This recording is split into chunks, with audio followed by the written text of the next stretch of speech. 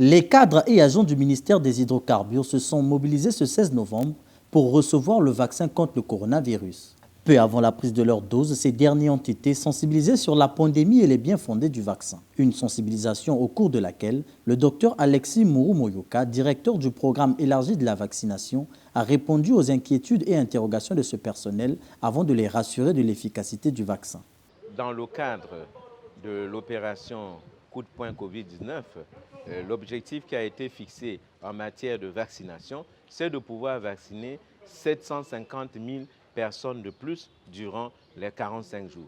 Et pour atteindre cet objectif, nous avons renforcé l'une de nos stratégies, qui est la stratégie mobile, la stratégie avancée, qui consiste à ne plus attendre les usagers sur nos sites de vaccination, mais à rapprocher le service de vaccination des usagers. Et nous pensons que pour obtenir une meilleure adhésion de la population à la vaccination, nous profitons de ces milieux où les administrations regroupent leur personnel pour pouvoir communiquer en faisant en sorte que le message que nous passons, c'est-à-dire les informations vraies que nous faisons passer pour combattre les mauvaises informations qui sont diffusées par d'autres canaux, puissent passer au sein de la population. C'est pour cela que nous faisons en sorte que ces séances de vaccination soient précédées d'une sensibilisation. Cette action qui vise à soutenir et accompagner les efforts du gouvernement de la République du Congo dans l'opération Coup de poing contre la Covid-19 est, selon le personnel du ministère des Hydrocarbures, louable.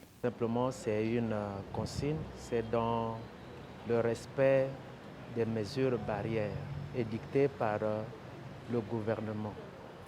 Vu l'ampleur de la maladie qui sévit sur toute l'étendue du territoire, au monde entier, alors il nous est recommandé de prendre le vaccin pour faire face à cette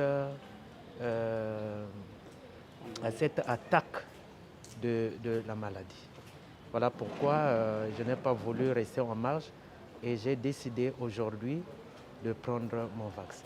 Lorsque je suis un peu la façon dont le responsable de la Covid au Congo nous a fait une présentation avant de commencer les vaccins, j'ai suivi ces renseignements, ont été vraiment très, très importantes.